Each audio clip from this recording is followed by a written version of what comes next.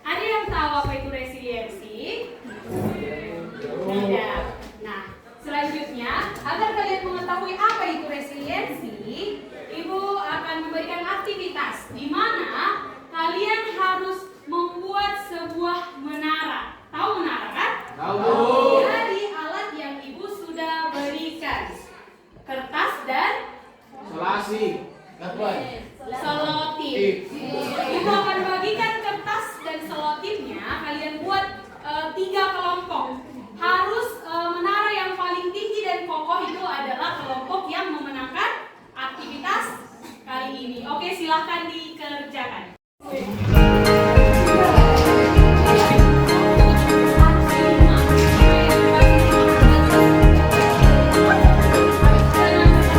Murid mandiri dan kuat, tumbuh di lingkungan sehat, bersama guru yang hebat, penuh cinta dan bersahabat, mendidik dengan tulus, gunakan 7 jurus. Kenali potensi, kelola emosi, tumbuhkan resiliensi, jaga konsistensi dan jalin koneksi, membangun kolaborasi dan menata situasi.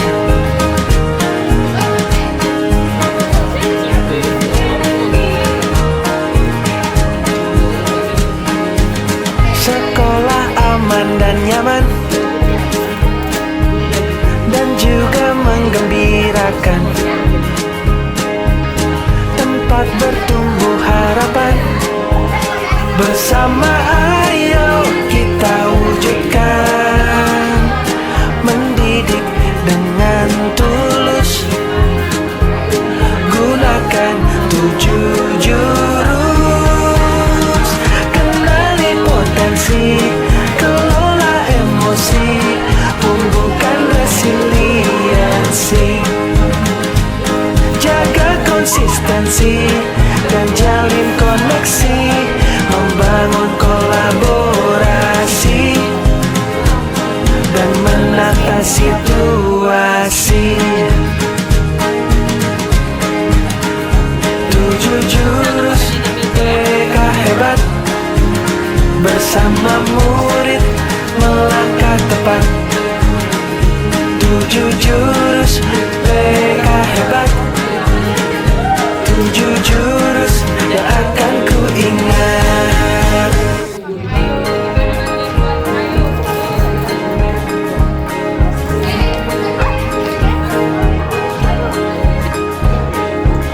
Murid mandiri dan kuat, tumbuh di lingkungan sehat, bersama guru yang hebat, penuh cinta dan bersahabat, mendidik dengan tulus, gunakan 7 jurus. Kenali potensi, kelola emosi, tumbuhkan resiliensi, jaga konsistensi dan jalin koneksi, membangun kolaborasi dan menata situasi.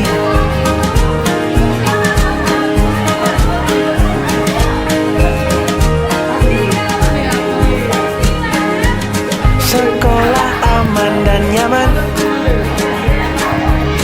dan juga menggembirakan, tempat bertumbuh harapan, bersama ayo kita wujudkan, mendidik dengan tulus, gunakan 7 jurus.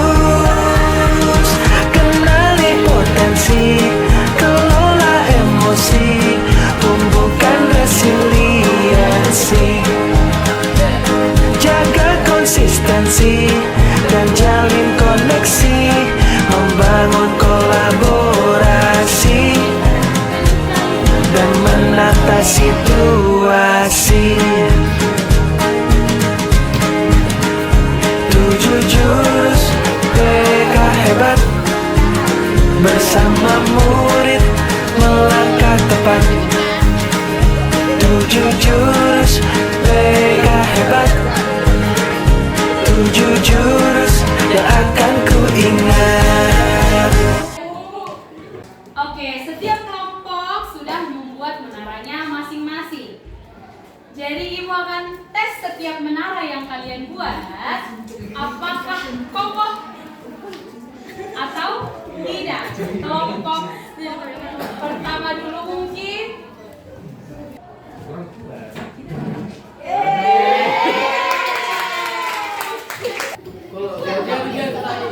Udah muat loh itu tadi. Sama kok sama ini.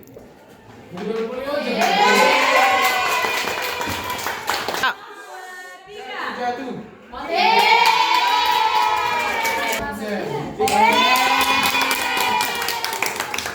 Siang. Nah, setelah melakukan aktivitas tadi, Ibu mau kalian merefleksi dulu. Yang paling bagus mana, Bu? Merefleksi. Yang pertama, ketika menara yang kalian buat goyah atau bahkan roboh, tadi ada kan yang roboh? Goyah, pasti tadi semua pernah mengalami goyah, roboh. Apa yang kalian rasakan? Bagaimana reaksi pertama yang muncul dalam diri kalian atau kelompok kalian? Apakah ada rasa frustasi, putus asa, ingin menyalahkan, atau justru semangat untuk mencari solusi? Coba dari kelompok ini dulu. Coba. Setiap kelompok harus memberikan jawabannya. Perkenalkan, saya Wanda dari kelompok 2. Di sini saya akan membahas hasil diskusi yang telah kami bahas. Jadi, dari pertanyaan nomor 1, kesimpulan yang kami dapat yakni saat menara kami roboh, awalnya kami merasa kaget dan sedikit kecewa karena usaha kami terasa sia-sia. Tapi setelah itu munculnya semangat untuk memperbaiki dan mencari cara agar tidak terulang lagi. Emosi dan kecewa justru membuat kami lebih fokus dan hati-hati dalam membangun ulang menara. Pertanyaan kedua, pelajaran paling berharga yang dapat kami dapat adalah jangan cepat menyerah.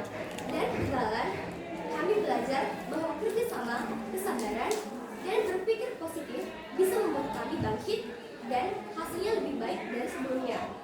Pertanyaan nomor 3, dalam kehidupan nyata, kami pernah merasa menara saya roboh saat mendapat nilai jelek di ujian sekolah. Awalnya kami merasa sedih dan malu, tapi kemudian kami belajar lebih giat, bertanya kepada guru, dan akhirnya nilai kami meningkat. Dari situ kami belajar bahwa setiap kegagalan bisa jadi titik awal untuk berubah. Sekian presentasi dari hasil diskusi kelompok kami. Terima kasih. Perkenalkan, nama saya Melina Dulung. Kami dari kelompok 4 akan mempresentasikan hasil diskusi kami. 1. Ketika menara kami roboh, kelompok kami akan merasa sedih karena kami membangun menara ini dengan solidaritas yang tinggi dan kerjasama untuk membuat menara yang kreatif. Dan kami semangat untuk mencari solusi bagaimana agar menara kami menjadi lebih kuat lagi dan tidak roboh. Jawaban kedua, pelajaran berharga yang kami dapat adalah bahwa bagaimana tim kami semangat untuk mencari solusi dari robohnya menara tersebut dengan mencari ide membuat menara yang lebih kokoh lagi. Jawaban ketiga, ketika kalah dalam ajang olimpiade, itu membuat suatu pelajaran untuk tim kami belajar lebih giat lagi agar mendapat hasil yang lebih baik lagi. Karena kegagalan bukanlah alasan untuk menyerah, melainkan suatu alasan menjadi lebih baik lagi dari sebelumnya. Perkenalkan, saya Rizky Panjilan dari kelas 11. Soal pertama, ketika menara kalian goyah atau roboh, waktu menara kelompok roboh, aku awalnya kaget dan agak kesal karena bersusah payah bangun dari awal. Tapi aku coba tenangin diri dan gak nyalain siapa-siapa. Aku malah ngajak teman-teman buat bangun lagi sambil cari tahu kenapa bisa jatuh. Dari situ aku sadar kalau ngarang gak bantu apa-apa. Yang penting kerjasama dan semangat biar hasilnya lebih bagus. 2. Pelajaran paling berharga yang kelompok kami dapatkan yaitu kegagalan bukan akhir dari segala justru dari situ kami sekelompok belajar menjadi lebih kuat dan lebih sabar dari lebih banyak belajar dari kesalahan dan tetap bekerja sama dengan satu tim lainnya. 3. Di luar permainan ini, aku pernah merasa menaraku roboh. Waktu aku gagal dapetin hasil yang aku harapkan, saat itu aku sempat kecewa dan merasa usaha aku sia-sia. Tapi setelah dipikir lagi, aku gak mau terus-terus sedih. Aku mulai bangkit pelan-pelan, belajar dari kesalahan, dan coba lagi dengan cara yang lebih baik. Akhirnya semua bisa berjalan lebih baik dari sebelumnya. Dari situ aku belajar kalau gagal itu wajar. Yang penting jangan menyerah dan tetap semangat buat bangkit lagi. Sekian, terima kasih. Perkenalkan, nama saya Novita dari kelompok 3. Saya akan memberikan hasil diskusi kami tentang kegiatan pada hari ini. Pertanyaan pertama, bagaimana perasaan kami ketika menara kami roboh?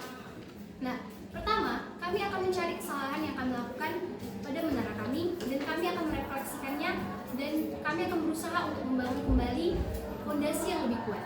Yang kedua, bagaimana apa pelajaran yang kami dapat dari kegiatan hari ini? Pantang menyerah dan kerjasama.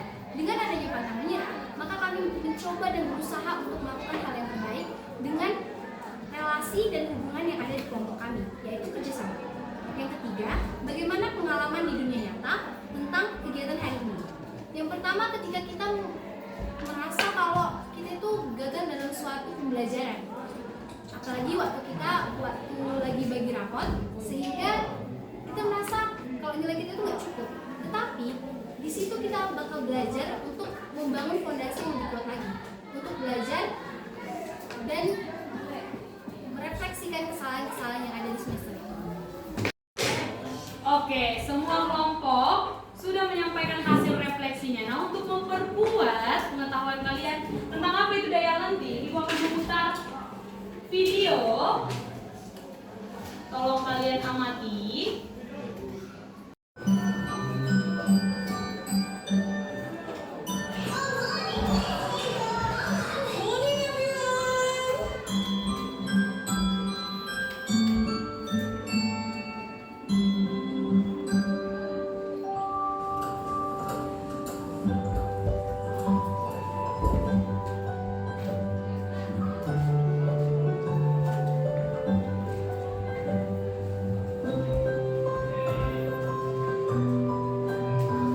Who does it look like?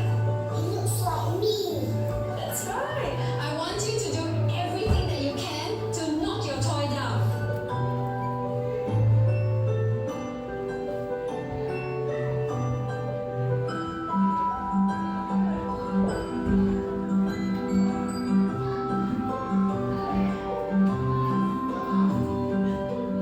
Who is the strongest in class?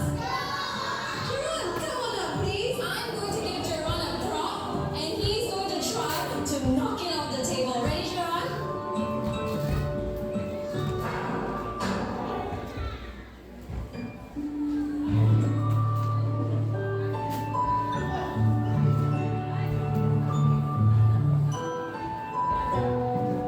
Okay, children, who can tell me what it means to have resilience? Yes, Paige. Resilience means if you make the toy fall down, you can get up very, very fast. Very nice.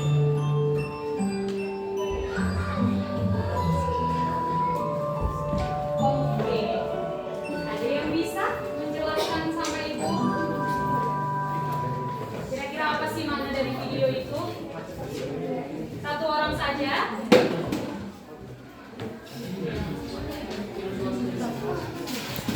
Ayo, satu orang makna dari video yang kalian tonton.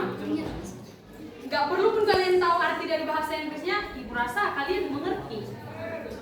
Apa sih yang dimaksud dari video itu? Ada yang mau? Coba satu orang saja. Samuel? Ya. Nama saya Somta Julu, saya dari kelompok 4. Nah, kami di sini mendapat makna dari video tersebut, yaitu jika sekuat apapun, sesakit apapun percobaan yang datang kepada kita, sesakit apapun kita menggapai sesuatu yang kita inginkan, kita harus tetap tegar, berdiri, mau dimanapun itu. Sekian dari saya, terima kasih. Oke. Seperti video tadi, gurunya memberikan sebuah boneka yang mirip dengan mereka. Boneka itu mereka guncang-guncang tetap berdiri kembali. Bahkan dipukul pakai balok yang paling besar, terbang jauh dari meja, dia tetap bangkit kembali. Itu dia arti dari resiliensi. Cara kamu untuk bangkit kembali, kemampuanmu untuk tahan banting. Nah, ibu mau kasih satu video lagi. On the last lap of a 600-meter race, she was overtaken from second place when the other runner's foot tripped her,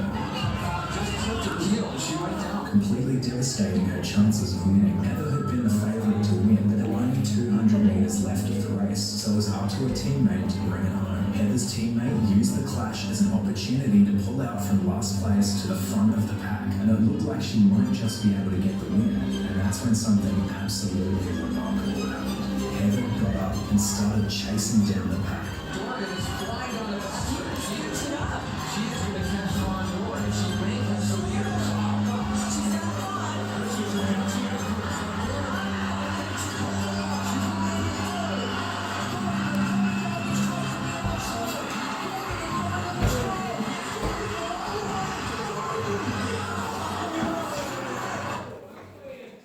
Oke, dalam video tadi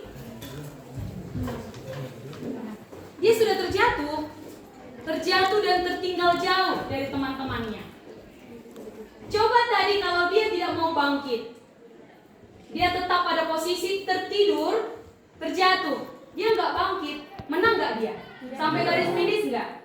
Tapi karena dia percaya kalau dia bangkit lagi dia bisa mengejar ketertinggalannya, jadi dia bangkit.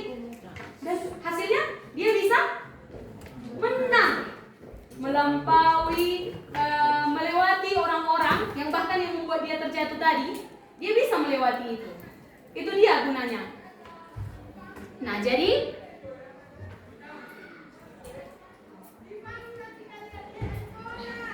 resiliensi adalah kemampuan seseorang untuk bangkit kembali dan pulih. Coba dibacakan. Resiliensi adalah kemampuan seseorang untuk bangkit kembali dan pulih dari kesulitan, stres, atau trauma yang dialami dalam hidup. Ini adalah kemampuan untuk beradaptasi, bertahan, dan dapat tumbuh lebih kuat setelah menghadapi tantangan. Kamu adalah orang yang punya resiliensi atau tidak? Ya. Semua kelas 11 memang mempunyai resiliensi. Dan ini, mengapa sih daya lenting atau resiliensi itu makin penting? Coba ibu kasih contoh. Sering diejek tak punya ayah, anak SD di Banyuwangi tewas gantung diri. Tertahan dibully sebagai anak yatim, siswa SD bunuh diri. Siswa SMP bunuh diri saat HP disita. Ini dia contohnya kalau kamu tidak mempunyai daya lenting atau resiliensi yang kuat, kamu akan jadi seperti mereka. Bahkan hanya karena HP-nya disita, dia bisa bertindak di luar dari kendalinya, dia bisa bunuh diri. Itu dia adalah contoh ketika kamu tidak mempunyai resiliensi. Dan ini resiliensi, ketika kamu mempunyai resiliensi, berarti kamu mempunyai apa itu self awareness? Kesadaran akan diri sendiri. Sadar nggak? Kayak yang ibu bilang kemarin di konsep diri. Kamu sadar kamu punya kelemahan, kamu sadar kamu punya kelebihan. Bagaimana cara kamu mengembangkan kelemahan yang kamu punya? Kamu mempunyai emosi yang stabil, stabilitas stabilitas emosional. Kamu tidak gampang terpancing. Kamu mempunyai emosi yang stabil di situasi apapun. Dan kamu akan mempunyai kemampuan adaptasi yang baik. Misal tadi dari kelas 10.3 ibu tarik ke sini, dia langsung beradaptasi. Walaupun ini kelas 10.1, dia punya kemampuan adaptasi yang baik. Dan grow mindset, apa itu Bertumbuh.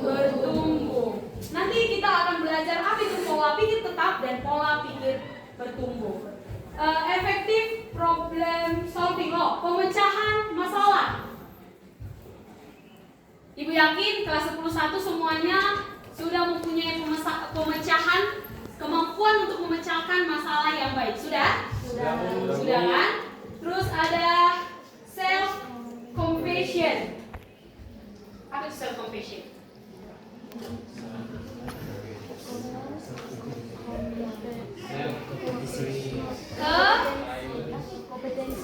Cinta akan diri sendiri, percaya akan dirinya sendiri. Ada yang tidak cinta dirinya sendiri? Ada yang tidak percaya akan kemampuan dirinya sendiri? Siapa? Enggak, semua punya kan? Tadi dibilang siapa yang punya resiliensi yang baik dan siapa yang tidak punya? Kalian bilang kalian punya resiliensi yang baik. Berarti kalau kalian punya resiliensi yang baik, kalian punya kesadaran diri, kalian punya emosi yang stabil, kalian punya kemampuan beradaptasi, kalian punya pola pikir yang bertumbuh, kalian punya memecahkan masalah dengan baik, kalian punya kepercayaan diri, atau kalian mencintai diri kalian sendiri lebih dari apapun, gitu. Selanjutnya, ini tadi definisi dari grow mindset dan fixed mindset. Grow mindset itu adalah pola pikir yang bertumbuh, sedangkan fixed mindset adalah pola pikir yang tetap. Keyakinan bahwa kecerdasan dan keterampilan bisa dikembangkan lewat belajar dan usaha. Itu dia grow mindset. Sedangkan fixed mindset, keyakinan bahwa kecerdasan dan keterampilan bersifat tetap yang tidak bisa diubah. Tahu ya? Tahu perbedaan grow mindset dan fixed mindset. Nah, ini dia. Kalau dia pola pikir tetap dari grow mindset, fixed mindset, berarti kalau saya gagal, berarti saya tidak mampu. Ini dia pola pikir yang fixed mindset. Ada kelas 11 yang kalau dia gagal berarti dia tidak mampu. Nah, sedangkan dia kalau sudah berpola pikir yang bertumbuh, kalau saya gagal berarti saya harus belajar dan mencoba lagi. Itu dia kalau grow mindset. Saya akan menolak saat menerima tugas yang belum pernah saya kerjakan, sebab resiko untuk gagal akan besar. Ini dia di fixed mindset. Sedangkan kalau dia pemikiran yang grow mindset, saya akan menerima pekerjaan yang belum pernah saya kerjakan, sebab ini adalah peluang untuk belajar dan mengembangkan potensi diri. Kesalahan menunjukkan kelemahan saya sehingga harus dihindari demi menjaga nama baik. Kesalahan merupakan sebuah proses belajar dan peluang untuk meningkatkan potensi diri. Saya hanya bagus dalam bidang tertentu saja dan tidak untuk bidang lainnya. Saya bisa belajar apapun juga yang saya mau, termasuk hal-hal yang sangat sulit sekalipun. Nah, dan selanjutnya, setelah kalian tahu ini, masih ada yang berada di fixed mindset? Tidak ada. Masa? Jadi kalau ibu tantang kalian satu-satu, ibu yang buat schedule, berdiri di depan sana untuk project, mau? Mau ya? Betul ya, Steven? Steven bilang, berarti dia masih tetap di fixed mindset. Nah, ibu harap setelah kalian tahu perbedaannya, kalian akan mengembangkan kemampuan kalian. Nah, fixed mindset ini dia sifat orang yang fixed mindset, pesimis dengan kemampuannya. Tahu pesimis kan? Tidak percaya diri, langsung aku tidak sanggup, gitu. Sedangkan grow mindset, ini dari fixed mindset tidak bisa diubah, kekeh dan menetap. Kalau grow mindset bukan bawaan lahir, dia bukan bawaan lahir, tapi semua dicobainya. Misal JKPKA yang kemarin peneliti air kan, ya kan udah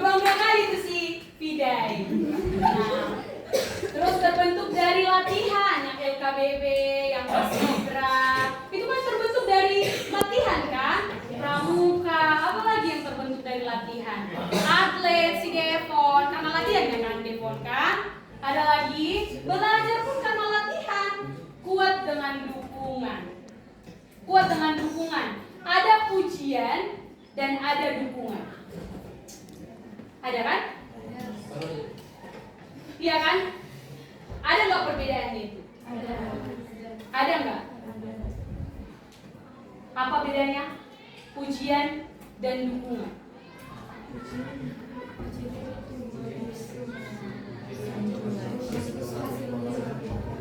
Wow, satu orang masih di tangan. Ada yang tahu perbedaan pujian dan dukungan?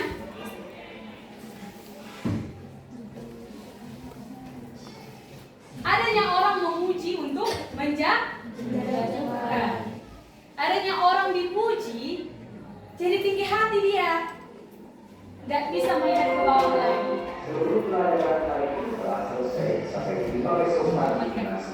Nah ini dia perbedaan pujian dan dukungan. Kalau pujian, kamu hebat. Kamu hebat, ya udah kamu hebat sama kita. Tapi kalau dukungan, kamu sudah bekerja keras, kamu layak dapat prestasi itu. Kalau kita bilang kamu hebat, padahal kita nggak tahu. Orang yang kita bilang kamu hebat, tapi dia nggak tahu kenapa aku dibilang hebat gitu. Dia jadi meninggi, tapi dia tidak tahu. Nah kalau kita dibilang kamu sudah bekerja keras, kamu layak, itu dia sebuah dukungan. Daripada kamu bilang kamu hebat, hebat belum tentu layak. Ibu, bapak bangga padamu, kamu pasti bangga pada dirimu. Nah, ibu bangga padamu itu tidak seberapa dengan kamu bangga pada dirimu sendiri. Wah, suaramu merdu sekali. Kamu sudah berlatih sangat keras, kamu pasti bisa. Kamu memang anak patuh, tidak pernah mengecewakan ibu. Semuanya yang belajar sepeda pasti pernah jatuh. Ayo, coba terus. Ini dia perbedaan antara pujian praise atau dukungan. Itu dia. Untuk slide yang terakhir,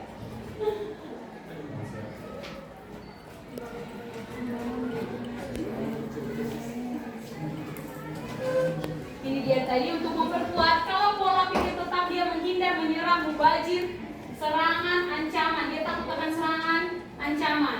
Nah, kalau dia pola pikir yang bertumbuh, dia mampu menerima, bertahan, berpeluang informasi dan inspirasi. Nah, itu dia. Ibu akan mungkin ibu rasa sudah cukup. Kalian sudah mengerti tentang apa itu resiliensi dan bagaimana orang yang mempunyai resiliensi yang kuat, dan tentang perbedaan antara pola pikir yang bertumbuh dan pola pikir yang tetap. Ibu akan membagikan LKPD yang harus kalian kerjakan di rumah untuk kamu bawa di pertemuan selanjutnya, dan ibu akan memberikan jurus lainnya. Terima kasih atas partisipasinya. Semoga kelas 10.1 adalah orang-orang yang mempunyai pertumbuhan resiliensi yang baik.